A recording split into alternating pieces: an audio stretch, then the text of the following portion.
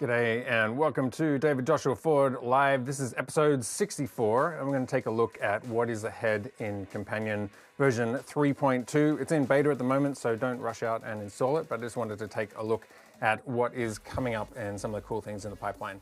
Namely, we're going to look at three things, which is the infinite grid, the surfaces being able to be put into groups, and then some visual enhancements. So there's some really cool things that we can start doing with Companion. Version 3 was a great upgrade, and version 3.2 is going to be another big, giant leap forward for streamers of all kinds.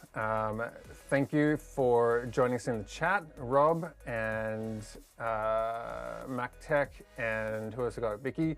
If you are in the chat, do drop a question. If you've got questions about live streaming, photography, video production, we could have a chat about life, anything you want to talk about on today's show. We've got about a bit under an hour, and we can do Q&A, so have you have questions, drop them in the chat, but for right now I'm going to get stuck into taking a look at what is new in Companion. The first one I want to talk about is the infinite grid, hence in my YouTube thumbnail made from AI I went for a bit of a abstract image of grids that could go on endlessly. I don't know exactly how infinite it is, haven't tested it, but certainly you could, instead of having 32 buttons on the Stream Deck, you could very easily make a grid with 128 buttons or potentially even more. So let's take a look at what that is. If we jump over into, I'm running beta version 3.2. So if you went to bitfocus.io and downloaded that from the beta section, that's what you would get. I'm on 6.563 is the one here. You'll notice as we come into this, it's a little bit different. I don't know if they're going to tighten this up a bit, but the grid here starts to not fully fit the page. I'm going to zoom out a bit just so I can fit a bit more in there and close this one up. So you've got a bit more of a canvas now rather than a specific grid. And what you can do with it is doesn't have to be limited to the 32 buttons here. You can come over to settings, and then you can edit the grid size. You can also, if this is getting a bit confusing, because I do find some of these numbers confusing, I'll talk about this in a sec, you can turn on allow expanding in grid view, and then back in the buttons, you'll see you can add a certain number of columns to each side of the grid. So it's not just right and down, it can also go up and to the left. So if I scroll down here, you can add two rows there and over here. So if I add two rows here and add two rows there and add two here and add two here. I guess a bit like in Photoshop where you might add to a canvas, we're kind of adding pixels or adding buttons. But the thing to note here is that this button actually begins at 0, 0 in the grid.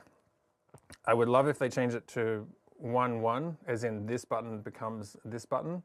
Because I think it just makes it a bit easier, because what it means is on 1, 1, your button 8 is actually going to be this one, which is button 7. So you've always got a -1 or +1 depending on what you're doing on the grid here. So just bear that in mind when you're looking at these numbers. I'm trying to find a blank page. Most of these pages have been filled up with my profile, and it's actually, I should have gone the other way. And I'm still running, there's a few bugs in this that are, like, you can't actually select the page here, but I think that's being fixed. Here we go, here's a blank page, and I could delete that button, clear. So you'll see here, this is where I'm saying it begins at 0, 0. All right, so let's go back to the settings, and notice how my numbers here before they were 0, and there were 7 and 3. So that was my 32 buttons. So the minimum column here is saying at what point does the minimum side of the grid start? And so here it's saying -2 is now up here. So -2 on the rows, -2 on the columns. And what is the maximum column? The maximum column goes up to 9, like that. So yeah, like I said, I think that I would love to see it start at 1, 1, but it starts at 0, 0. So just bear that in mind with the numbering. I'm going to go back to settings and I go edit grid size, and you can actually, I'll just take this back to what it was at the beginning. That was 7, and that was 0, and that was 3 for a 32 button grid. And you'll notice anytime you change the buttons, if you change it and you cut off buttons, then those buttons are gone. So back up your work in case you do something crazy. And now you can see we're back to that original grid size. So what is interesting about this is that you could design this for however you want to, where are we? However you want to create your surfaces. So you could design a grid that controls multiple physical Stream Deck surfaces, or you could design something for a laptop web browser so you could have a vast array of buttons and lay it out how you want, maybe like the shape of the laptop, or you could make it for an iPad. So we can take a look at that at the moment. I'm going to jump over here and I'm going to come into this one here. Okay, so at the moment, this is the old version. And you can see there's a bit more space in the buttons. And I don't know if this translates, but we'll come to this in a second too. The button text is a little aliased. Whereas if I go to the new version, it's the buttons are closer together and the text is really sharp, very nice and crisp. So these are the two. I'm running them side by side. I'm running my show on version 3.1.2, and I'm running the beta on this Mac that is sitting here on the desk. So that's how we're getting in there. But what I was saying about, just widen out here, wrong way, on the iPad. So previously you could have had like these kind of buttons and control it like that on the iPad. But a lot of iPads or iPhones, you probably want to hold it vertically, and that's where being able to add buttons to this could be very handy. So let's take a look at adding some rows in. So what I would suggest doing is editing the grid size and making the maximum row 7. Oops, you can't clear that space. It has to be a number, which is kind of annoying. Maybe to start with, something like that. So now I've actually got a square grid when you think about it. Dun, dun, dun. So that is basically 2 Stream Decks, top and bottom, and that would fit nicely on an iPad. That hasn't updated yet. So what we need to do is go into Surfaces and into the settings. You can see here the row count and the column count. So I can increase the row count of that particular surface to 8. And then we've got 8 by 8, and the horizontal and vertical offset here is 0. So I'm just saying this grid of this surface, have that just at 0 on the grid. Otherwise you would offset it. And we'll get to this in a second in terms of doing groups, because for multiple surfaces you'll start doing offset. But I can do that, and I can go close, and hopefully I'm on the right surface here, maybe not. Let's go to emulator. Where are we? Surfaces. Am I in the right one? Yeah. Where are we? Emulator, surface. I think it's this one. Here we go. Okay, so now you can, if I again pull out down here, you can see, actually I'll come over here and I'll widen out. Where are we? There we go. That way I could have a surface which is essentially like running my Stream Deck here, but then I get extra canvas down here per page. So I've, Companion has 99 pages. I've effectively doubled my button real estate, and keeping a sort of similar grid size could be good in terms of getting buttons that you might have fitted onto one particular page to add them into this as an additional surface. But it doesn't have to stop there. It's gonna be easy for me to demonstrate on the iPad rather than switching my actual physical surfaces around, but it's the same sort of thing, which is if we get into the next topic, which is surface groups. So in my profiles that only just released, I found a way to group all these surfaces together such that if you're controlling something here, it will bring up pages on the other surfaces to match. So if I'm doing like the 4ME and I want to do the, where are we? The upstream key. This one's gone to sleep. These ones will update here, and I've just switched off 3 from being in the group because this is what I'm running my show on. So that's an example of like, you don't have to have all of them in tandem. So these ones are grouped, and then this one, Surface 3, is just staying locked in this page because that's what I'm using to run the show. So in my profile, using variables, I've been able to update these pages, but you don't have to do it like that. Now, there's another way of doing it. So if we go back over to 3.2, this is where you will find, instead of just adding an emulator, so an emulator is sort of like a virtual surface. So if you don't have a Stream Deck, you can download this and get started straight away, and then bring that up on a web page on an iPad like I was showing you. So I've got 4 of those created here, emulators 1, 2, 3, 4. But now we can actually add a group, and we can call it demo group, like that. And there is now a group which is here, demo group. And then if I go into settings, I can choose, actually, sorry, not into settings. So you created a group, and now for each emulator under settings, you can choose whether or not you want that emulator to be standalone by default, or you could attach it to a group. And you can make multiple groups if you want to do that. So here, this is where I'm going to have demo group. The row count is going to be, I made that 8, but let's go back to 4 because that's all I had. And you can see actually down here, that's immediately jumped.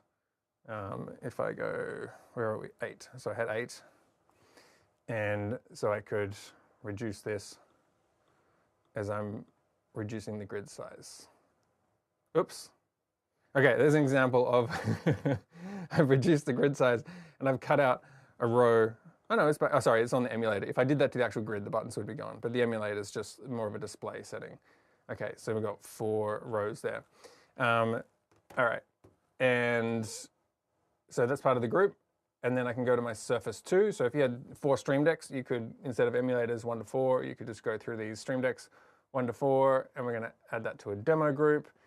And now the offset, actually that's probably a good point. Here I need to, instead of this grid being like this, I need to add more in. So let's go to settings, and we need to add in another 8 columns. So we're going to make this 15. And now if we go to buttons, and I'm going to make this smaller so we can see. Ugh, really small. Okay. This is kind of like you could lay out your 4 Stream Deck surfaces in a quadrant, and you could assign the buttons to each of these. So that's really small. It's hard to see.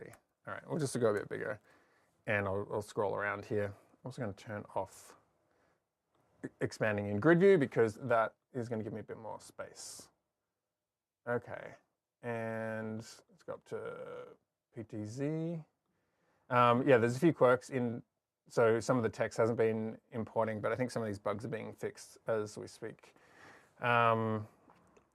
Okay, so we're going to go to settings, surfaces, and you can see under my group, I've now got 2 surfaces in there. I didn't get as far as setting this one, but we're going to have the horizontal offset to be 4. I assume it would be 4.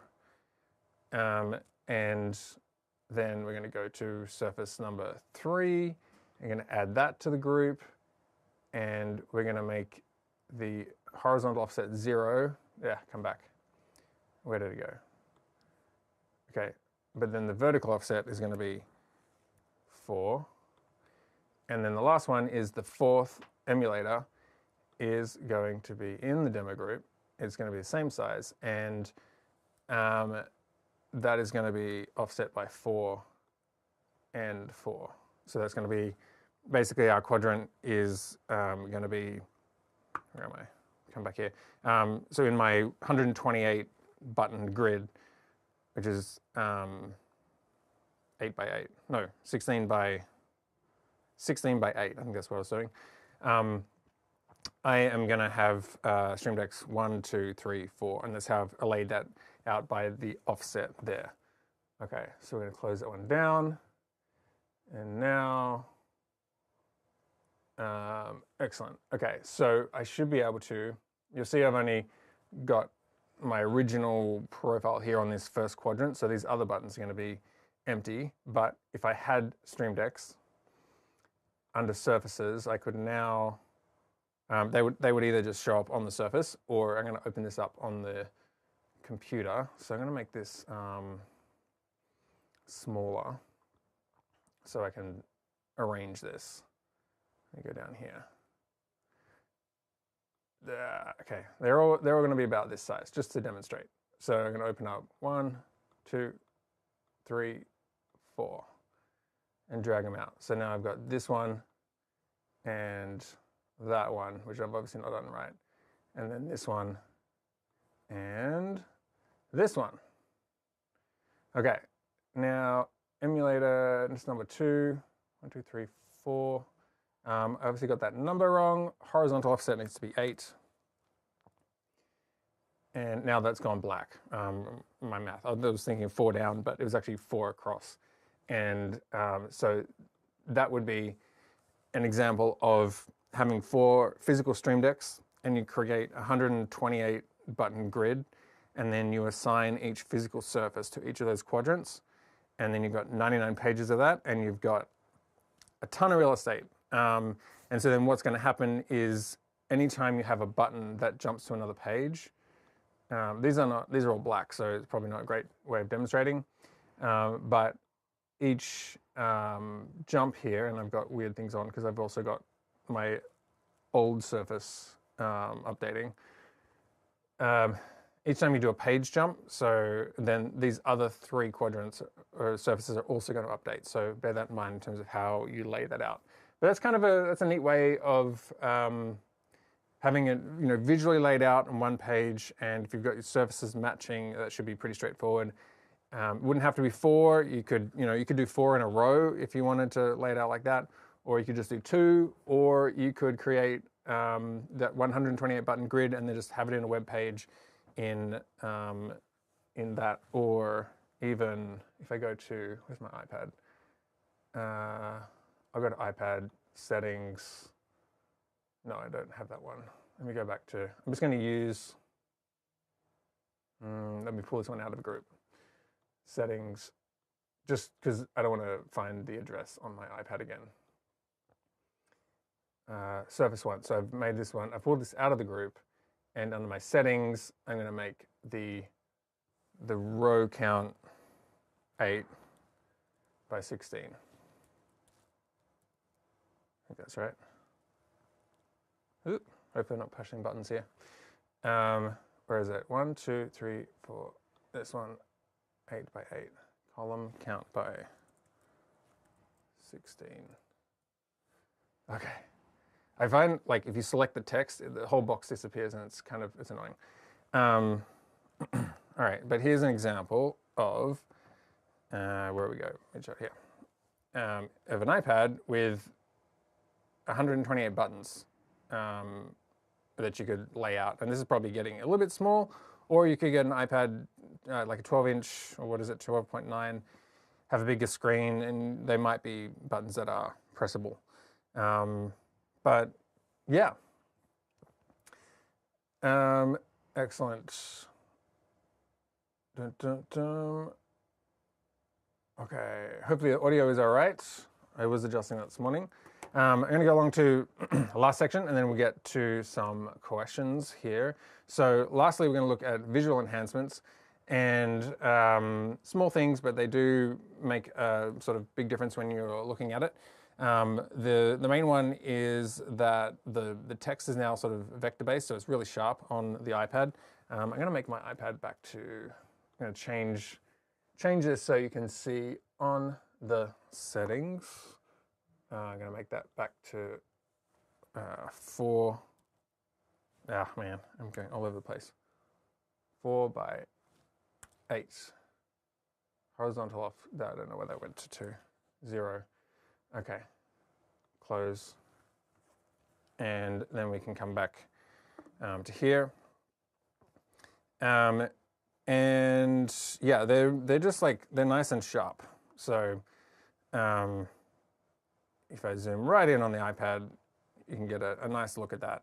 So this text along the top is the 72 by 72 PNG, so you can see it's starting to look a bit fuzzy when it's this big, but the actual text, which is dynamic, is nice and sharp, so that's really cool. The font's a little bit different, but they have also made the, where are we? If I go to, I think it was VLC, here's an example of like auto text is now like fully auto to any size. So like this kind of stuff I need to resize to 40 because it's getting really big. But you can actually have like bigger, cleaner text.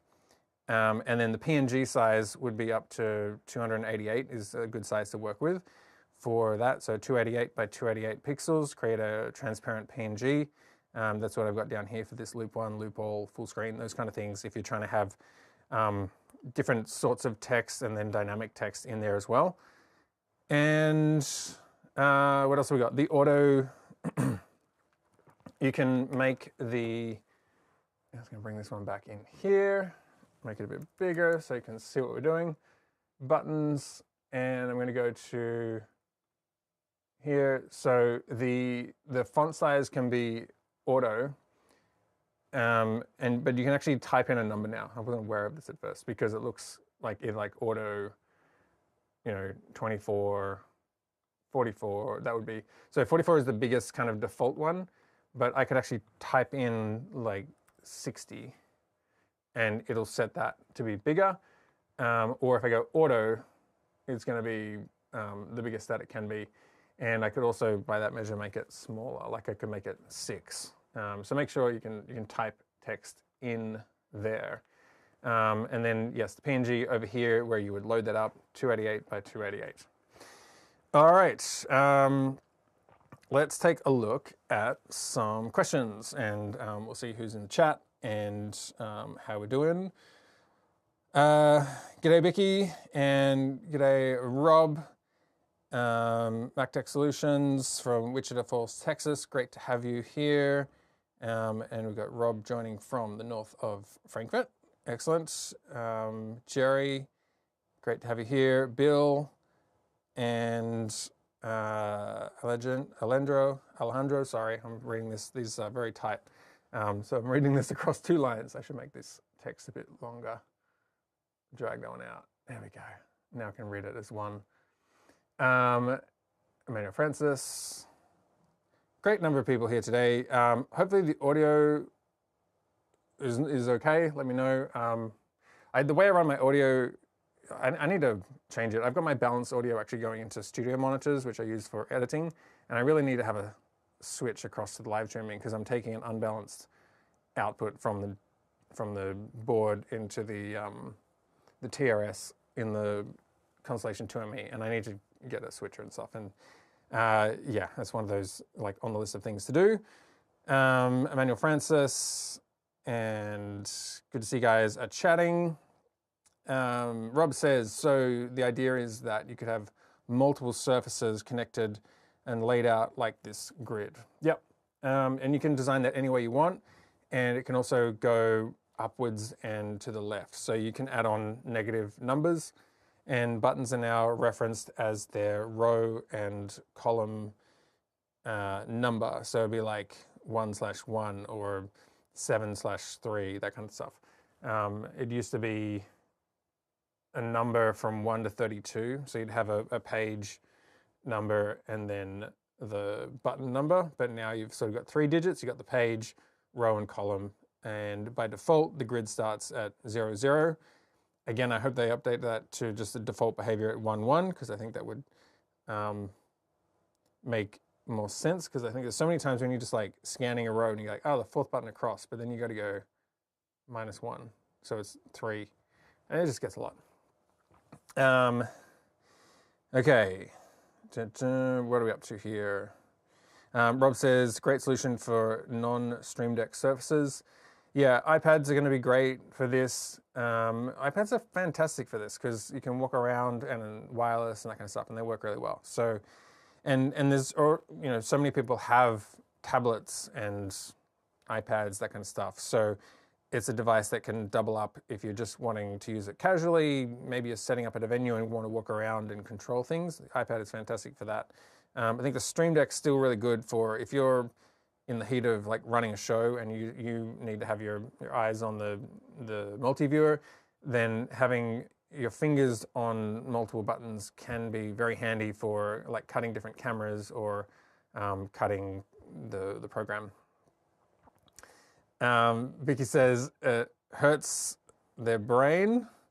There is certainly a lot more buttons and pages, and I think once you get those surfaces set up, it would sort of make sense, but sometimes those numbers can sort of throw you a bit. And I also found this doesn't always make sense. This initial, like when you come in, it says grid, and it just says 0. What's that? 703 is what that would read as. It's not entirely. It's not intuitive that like that is an 8x4 grid. So I think probably some of that could be better explained. But hopefully now that you've seen where those numbers are, that would make sense. Audio is great, no issues, excellent. Yes, I did some trimming before. Like I said, I felt like last week I was running the output of the board was maybe a little bit hot going in, and so I've eased that back and boosted it. Anyway, it should be hopefully good. Kai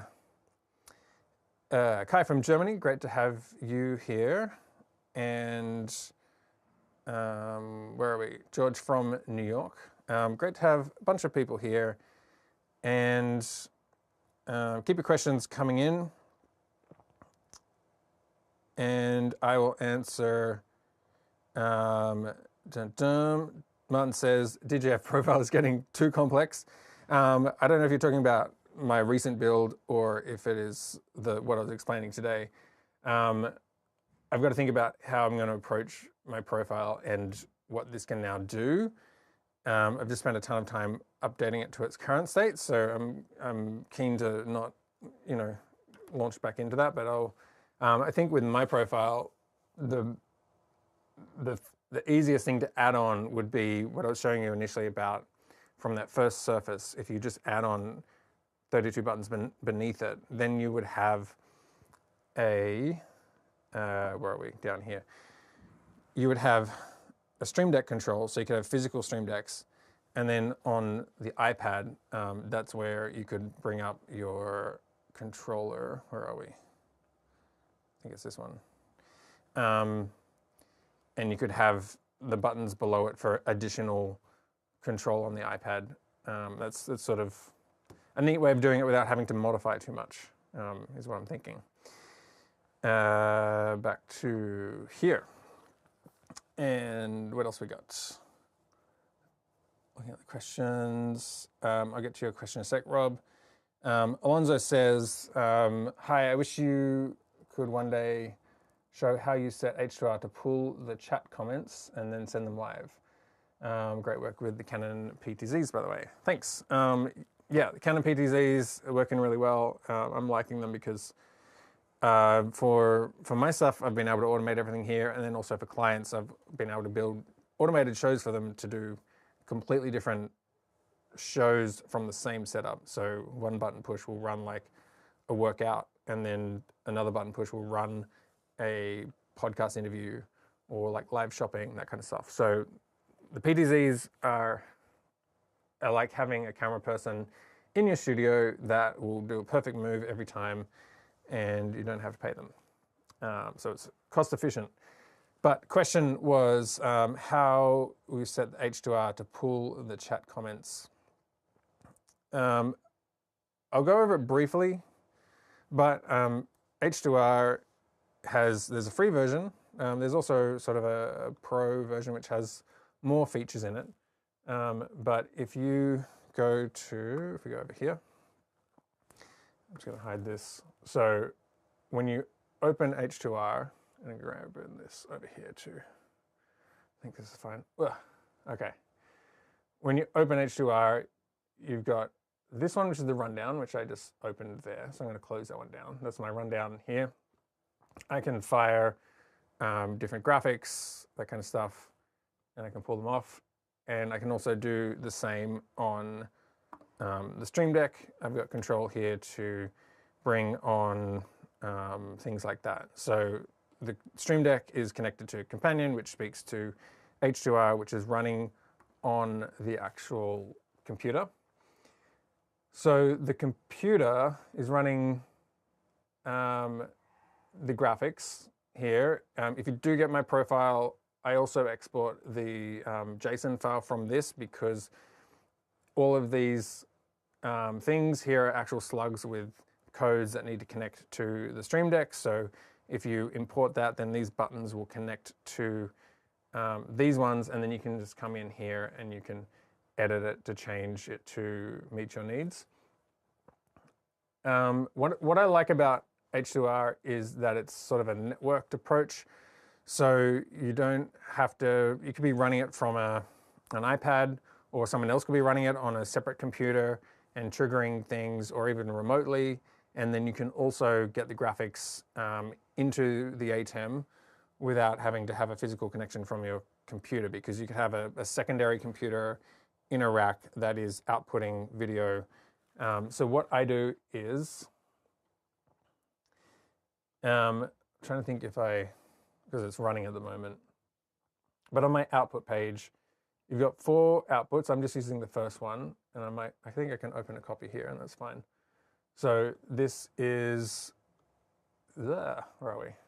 This is a copy of the output. So if I fire this up, you'll see that this is what is coming up on screen. Basically, I take this window and I use the full screen into an output from my Mac. So that's an HDMI out from the Mac. I happen to convert it to SDI to get it into the ATEM. So then the ATEM is receiving that via SDI, and then I'm doing an upstream key to cut out the graphics. So drag this one over here. I think you can see all that. So, and you just have to set this up once and then save it, and then it works every time. So I'm running a 2ME constellation, and my input number 8 is what is receiving that green image. And I'm using upstream key 4. And you can see I've got the chroma here.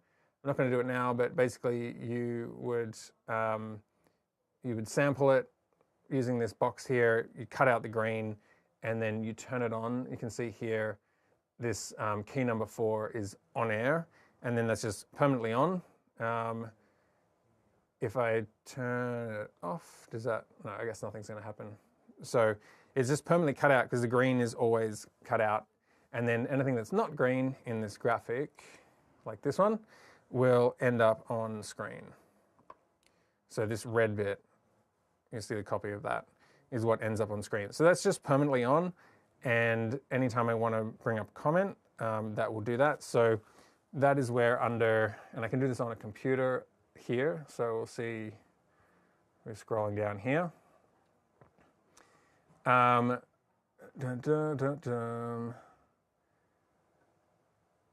Where are we? Where'd your comment go? Here we are. Okay, so this is your comment. So I can either click here to bring it on screen, and then click again to take it off. Or on my iPad, if I want to read a list of this, I can find that here. Where are we? Here we go. And so I can, on the iPad, hit that, and again, take that off. So that's essentially how I'm running that. Okay, volume's a bit low. Hopefully it's not too low. Let me see. Let me just double check here what we've got coming in. I could boost it a little bit. Don't want to do too much because I feel like it might start distorting a bit, but I don't know. I need to put some headphones on and do a better sound check. So apologies if that's not amazing. Where are we? Bill says, if you were using the Elgato software plugin with the Stream Deck, can you still group them, and what happens when you go back and forth between Elgato software and Companion? This is a good point, because in my profile, going from version 3 to version 4, I've discontinued supporting the native Elgato software. It's more, I found it, two things. It's more reliable just to kind of run Companion, and then the USB Stream Decks are all connected to Companion, controlled by that, rather than having Companion running an emulator and then also running Elgato software and that plugin speaking to it. Just, there was too many layers to that, and I wanted something that wouldn't break. Like, I don't want to be in the middle of a live stream and then, you know, there's like 6 different components that all need to work in unison. So I went the route of discontinuing that. Also, from a real estate point of view, I was like trying to fit more on the page, because that button was always being taken up by that. That may be a downside for some people who, like, if they really rely on the Elgato software. But I wanted to do it really well via Companion, and so that's the route that I went with that. The other reason is where Companion's going with multiple surfaces and larger surfaces. Actually, I haven't tried it, so I don't know if you build this giant grid and then in Elgato, because I know they have bigger grids now too. Maybe you could get it to match.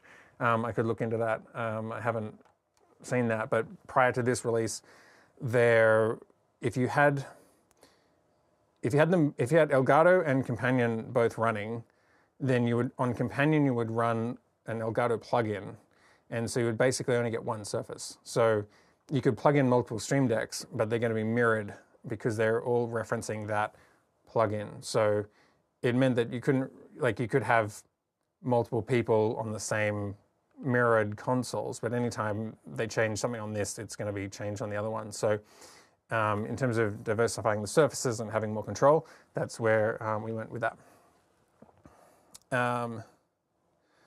Hopefully that makes sense. Okay. Manuel Francis, I bought version 3 and 4 profiles, but 3 is enough for you. Things are getting very complex indeed. Since I only do live streams for conferences with PTZ cameras, I customize it to my liking it, and I love it. Thanks. Cool. Well, I'm glad that works for you. I think this is always a challenge of trying to address all of the capability of what Companion can do, but also trying to keep it simple. Between version 3 and 4, my overall thinking was with the DJF Q part of it, which is the front sort of 15 pages. They were designed to be, if I can pull it up here, customizable. So you've got these first 5 pages. So these ones are all pages where you would copy buttons to. Because now with profiles that address a 4ME, there's 40 inputs and 24 outputs, and that becomes a massive matrix, and there's a lot of buttons. There's just a lot of things you can do. And if you have multiple Stream Decks, then that is something where you can sort of spread it out across buttons. But if you don't have multiple Stream Decks and you're just trying to get it all into one surface, then you can still do that. But for ease of when you're live on a show, you want to kind of consolidate your buttons. So that's where, from the back end of the profile, where you've got all of the range of everything that you can do, you might take certain buttons that you need, and I was talking about this in previous weeks. You might just copy the certain inputs that you need, so copy across just particular camera buttons, or if you have certain lower thirds that you want to bring up. I think I'd had this one up. Can't remember if I have that on auto or not. So that you could, automatically bring up lower thirds. But you don't need necessarily 60 buttons from your media pool here, but you can just copy that button across. And it looks like that is not on auto, so I'm going to take that one off. So that's an example of that. And yeah, I think certainly trying to simplify it as much as possible is important, because live streaming always has a ton of stuff going on, and your attention is very valuable. So the less time you spend on thinking about trying to find a button is better. All right, audio is good. Audio is good. Excellent. Martin says, can you show an example on how you would run H2R and Companion from one Raspberry Pi? Is this even possible? I think it is possible. A couple of years ago, I bought 2 Raspberry Pis. It was the Raspberry Pi 4 8 gig. I've got it sitting in my rack. It's not actually even powered on. I just found over the years, I'm very well versed in the Mac and that whole sort of Mac ecosystem. And so even though the Raspberry Pi was kind of cheaper and smaller and could kind of fit in there, when it came to my time of doing system updates and the user interface and just like knowing where all the little intricate things were in the sound settings or whatever, I didn't really want to spend the time to learn that and stay up to date with that. So for me, the route that I went was just running Mac software. And so now that's what I run Companion on. And I also, like if I install racks and stuff, I put in Macs because it's something, if something breaks or if something goes wrong, there's a lot of things you can Google about that and find the answer, or like you just build a knowledge base of an operating system, and because your time is very valuable. So for me, being familiar with Macs, I was like, I'm just going to Macs and not worry about Raspberry Pi. Where the Raspberry Pi could be interesting is if you set it up and just run it as a web page, and the output box that I showed before on here, where is it? Over here. This output number 1, you can actually take this address, and if I go to a new window, if I paste it in, you can see here I've got, let me hide all here. I've got this output, and this is on my Mac. So imagine that instead of this web page address being on a Mac, it's my Raspberry Pi, and my Raspberry Pi is in the rack. It's got HDMI out, maybe converts to SDI depending on what your ATEM is. And you can do the same thing of, I need to bring up a H2R, bring up my icon type thing. It's got a double up here. You can basically output it from a web page. And that's maybe where the Raspberry Pi would be handy. So it's not actually running the program. It's just a web browser which is referencing the output and using that as sort of the output module. So that's the way I would run it. Like I said, just from a staying current with software updates and all that kind of stuff, I've really not used the Raspberry Pis all that much. But if you're familiar with them and you know your way around it, then you could run it. It's been a while since I've used it, so I couldn't speak to the reliability of H2R and Companion. You could probably, and it's been a while since I've tested recent versions of Companion on a Raspberry Pi. So I don't know if, as it's become like a bigger application, doing like more things, more buttons, like you're seeing the text and the vectors, that kind of rendering of things. The one problem I remember with the Raspberry Pi was, and you could probably install this, but it would never render emojis properly. So if someone in the comments had a winky face or a heart or whatever it is, that would show up as the percentage whatever sign. So that's, again, where just running it on a Mac was like, okay, it just kind of works. So I've kind of gone off Raspberry Pis, if that if that makes sense. All right, we've got about 5 to 10 minutes here, and then we'll wrap up. So if you've got any last questions, let me know. And I'll jump back here, and I'll just try and get through these questions. Rob says, Hyperdeck question, Hyperdeck question, way to display the actual recording length of a button. If I hit record, the current length is shown. Yep, that's all in there. The way I've put it into my profile, I'm going to get rid of this green page here. I'm going to go back to my actual profile. Under here, this is my web presenter. This is my, okay. So you can see my web presenter is live here, and then the recording's not connected here at the moment. But in my feedbacks, I do have a Hyperdeck connected. and I've basically got it so that if it's in a record state, this would show up on that button. I've got to hide this so you can see what I'm doing.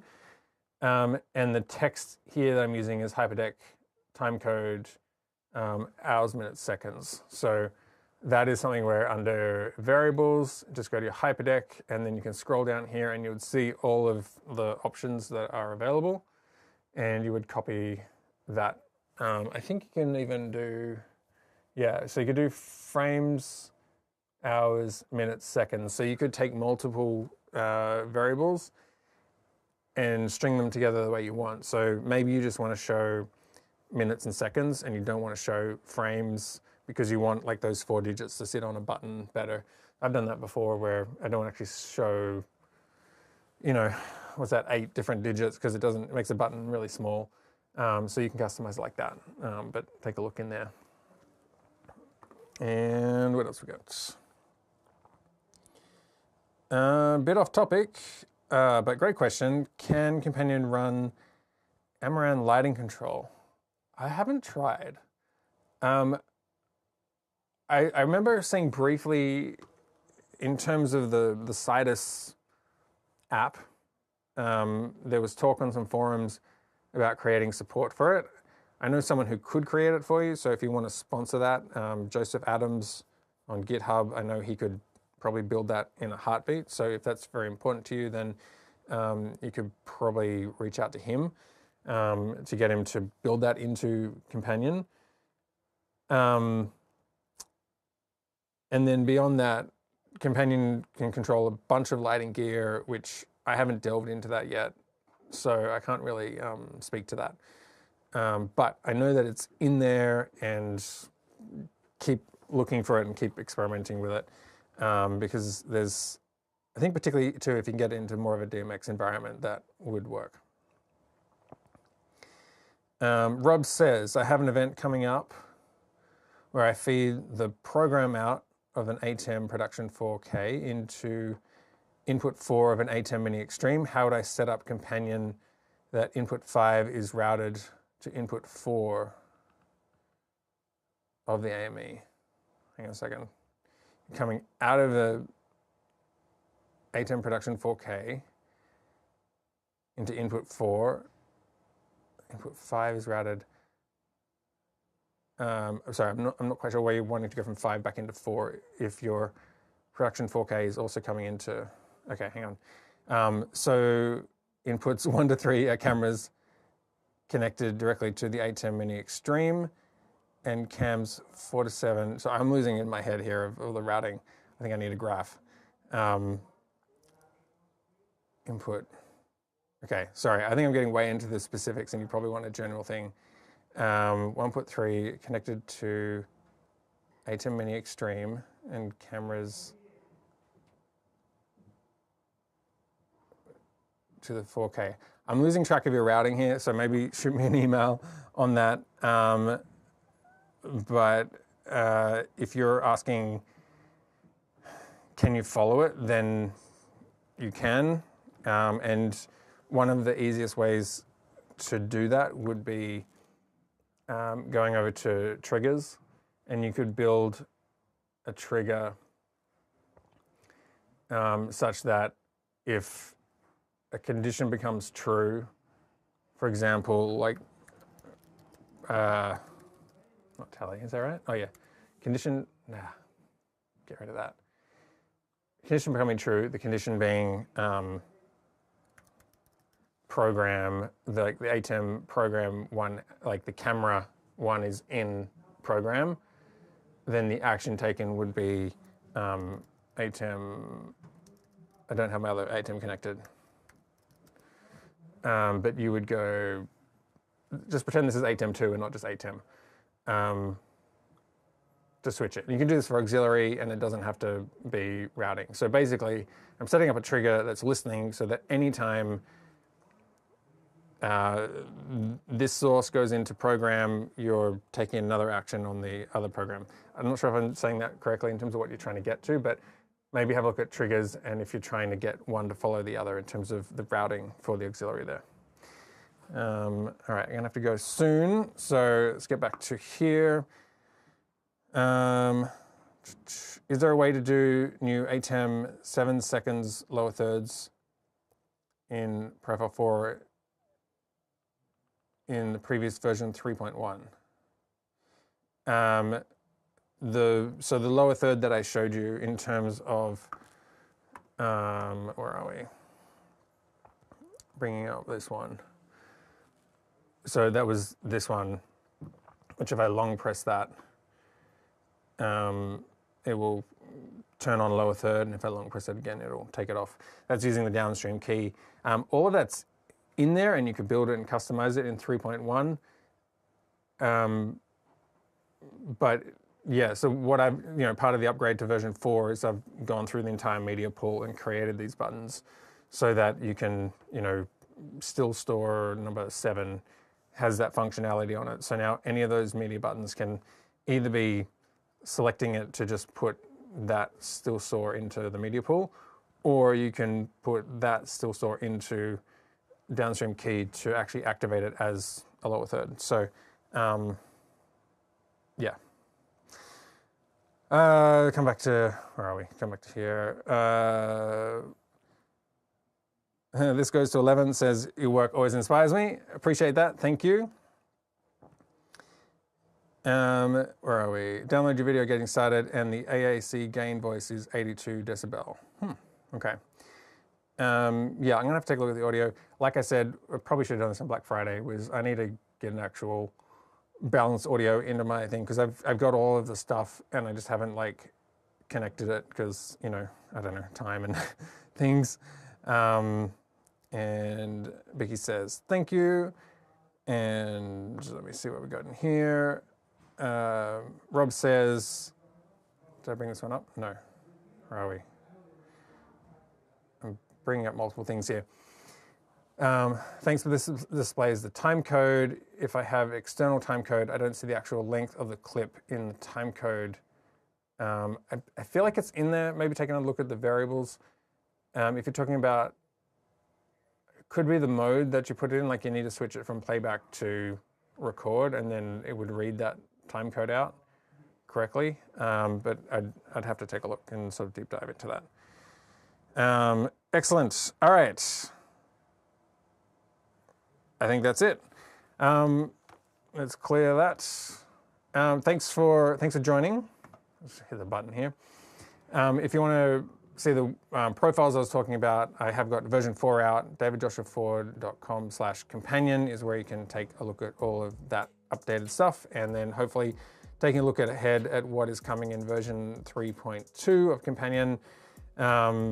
More stuff keeps growing and it just keeps getting bigger and better, and that might be a way to have a really big canvas in a very simple layout if you're looking for something that doesn't have multiple paginations. But until next week, take care and I'll see you then. Bye.